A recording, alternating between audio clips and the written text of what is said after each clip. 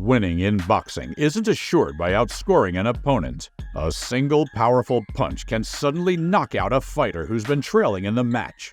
We have seen this happen time and time again, and this unpredictability is one of the major reasons we love the sport of boxing. And in this video, you will witness warriors who turn fights around with knockout wins despite being behind. I suppose against Stevenson as well. Oh, there is the power! That was not the start of the main Stavern. Welcome to Greatest Boxing, and get ready. It's knockout time. Let's begin with the Clash of the Titans, a fight between Tommy Morrison and Donovan Razor Ruck on June 10, 1995. Gloves of promotion, raw power, 10 rounds for the vacant IBC World Heavyweight Championship. Fought at the Municipal Auditorium in Kansas City, Morrison and Ruck faced off for the IBC heavyweight title while looking to bounce back after both suffering devastating losses ahead of the fight. If either fighter's in trouble and you do not want me to stop this bout, you must show me clearly that you can and want to continue. On these trunks below the red mark there, I'm calling low. Below the gold, I'm calling low. No matter what happens, obey my commands. Good luck to you both.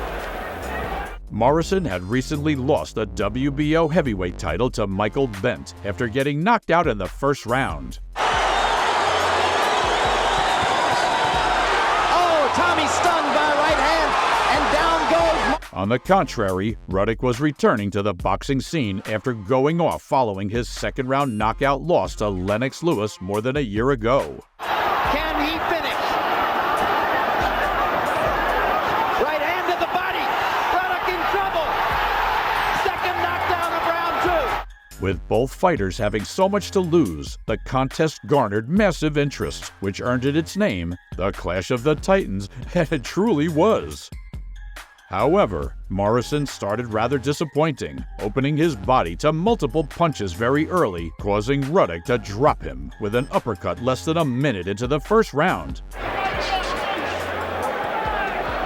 Well, based on the early results to this point, Ruck could not parlay. Of course, Morrison got back up immediately, but with all indications, he was losing the fight right from the first round as Ruck continued to deal blazing hot punches on the American. And his opponent across the ring, the WBC World. The coins got flipped in the second round, with Tommy Morrison stunning Ruck with a retaliation uppercut. This made the Canadian fighter grab onto the ropes for support like it were the cross of Calvary.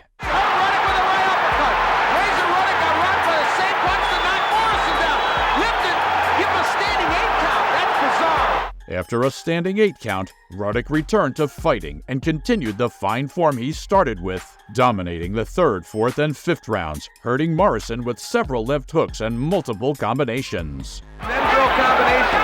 He's unable to do that. Big hook by Ruck. The damaging left hooks continued into the 6th round, leaving Morrison dazed and staggering, forcing him to retreat. However, as he retreated, Ruck continued to chase him, landing consecutive left hooks concluded by a wild uppercut that dramatically missed Morrison. In return, Morrison countered with his trademark left hook, sending Ruck straight to the canvas. This was the turning point for Tommy Morrison. There's a hook by Ruck, and it may have hurt Morrison. Big left hook! Down goes Razor Ruck! Ruck returned to his feet almost immediately, but met with Morrison's barrage of skull-cracking unanswered punches, leaving Ruck helplessly on the ropes again.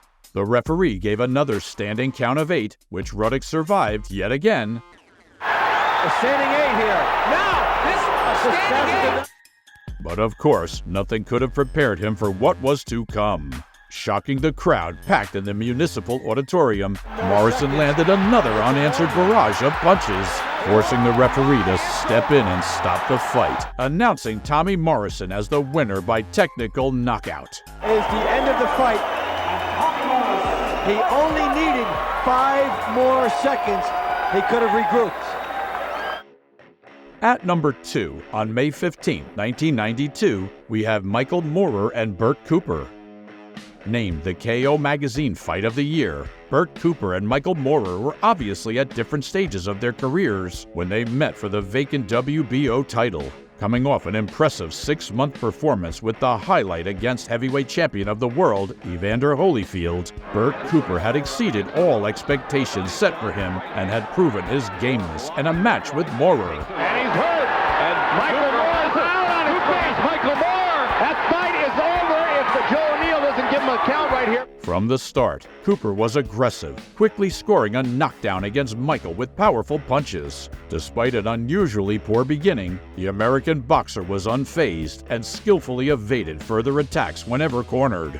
The relentless Cooper continued pandering and pouncing on the helpless-looking Michael, but in a dramatic turn of events, Michael dodged a jab from Cooper and countered with a flush shot to Cooper's chin, knocking him down too just before the end of the first round to even the knockdown count that evening. Mark fighting back, but Bert Cooper. In the second round, Cooper aggressively attacked Michael with strong punches, while Michael stayed close to mitigate the damage. The dominance persisted into the third round, with Michael being knocked down, but showing resilience by quickly getting up, despite struggling to land his punches. With the combination, and another combination, and he has Moer down again! But the story changed immediately after the fourth round. Michael seemed to have been fortified and now matched the level of intensity Cooper brought into the game. And this time, he connected his punches better than he had done since the first round. By now, Cooper had begun to bleed badly in his right eye, but he continued to fight with his inflamed face. Michael caught Cooper by surprise in the fourth round, and he didn't see it coming. The fifth round came soon, but Cooper was already vulnerable. His broken eye was his Achilles heel. And although he tried to see the fight until the end, his body was obviously unwilling to cooperate. Cooper was the one asking for the water between rounds. Michael took full advantage of this opportunity and came all out, cornering Cooper, assembling gorgeous yet damaging combinations on Cooper's already demolished face and ending it with a right uppercut that sent Cooper to the ropes. Although Bert Cooper managed to return to his feet before the referee completed his 10 count, Cooper was exhausted and finished, forcing the referee to save him from more battery and announced Michael Moer as the winner by TKO. Now Moer has Cooper up against the ropes. Oh, down he goes! Sadly, Cooper's boxing career went all downhill after this fight, suffering multiple defeats against veterans Mike Weaver, Corey Sanders, Joe Messi, and a few others. After these defeats, the American boxer went off the scene, only to make a successful comeback in 2010 after 8 years. On May 29, 2016, Congo-born sensational boxer Ilunga Makabu walked into the booing of 15,000 fans packed into Goodson Park in Liverpool, England, to face Britain's own Tony Bello for the vacant WBC cruiserweight title. Although in enemy territory, Makabu shut the booing fans up in the first round when he sent Tony straight to the canvas with a blow that felt like a bulldozer crashing on soft soil. Bello's got to keep his head though. He's dangerous like that! The left hand spun him over right on the bell! Thanks to the knockdown, Bello suffered a severely damaged nose that made it look like he couldn't continue the fight anymore. But Makabu's fairy tale was soon over when Tony Bello returned to his feet and continued the fight, not minding his broken nose. In the third round, Bello stunned Makabu with a left hook followed by a right uppercut before knocking him out with the flurry of violent punches straight on his face.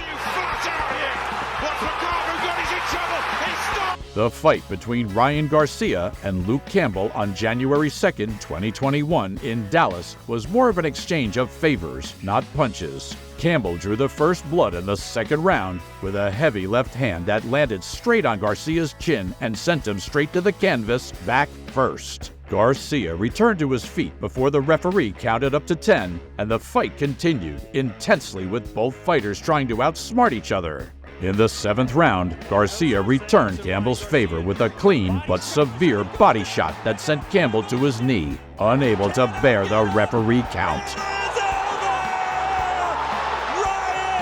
Finally, on May 7, 2005, in Las Vegas, Nevada, Jose Luis Castillo faced Diego Corrales for the WBC and WBO lightweight titles. The first 9 rounds were closely fought with minimal action, but in the first round, Carrillo's punch caused a cut on Castillo's left eye, which by the 7th round had completely closed, hampering his vision. However, neither of these fighters secured a knockdown, but the game soon sparked to life in the 10th round when Castillo sent Diego to the canvas, following a vicious punch he delivered to his chin. The punch was so heavy, Diego had to spit his mouthpiece out for discomfort. Diego returned to his feet before the referee counted to 10, but was met with Castillo's flurry of heavy punches that sent him crashing back to where he came from, the canvas. Hits the canvas. Castillo looking to finish it here. He goes. Again, Diego returned to his feet, beating the referee's count, and the fight continued. Just before the end of the 10th round, Diego landed a perfect right hand that sent Castillo to the ropes. Like a cat waiting for its prey, Diego pounced on the opportunity, trapping Castillo against the ropes and landing numerous punches that knocked the Mexican out while he was still standing. The referee had to jump into the middle of the fighters to save Castillo from further punishments, consequently ending the fight. Okay guys, that was the last resurrection in this video. As you enjoyed these fights, leave a thumbs up and subscribe to the channel for more exciting knockouts. Or do you prefer to be knocked out? Thank you for watching and see you in the next one. Don't miss it.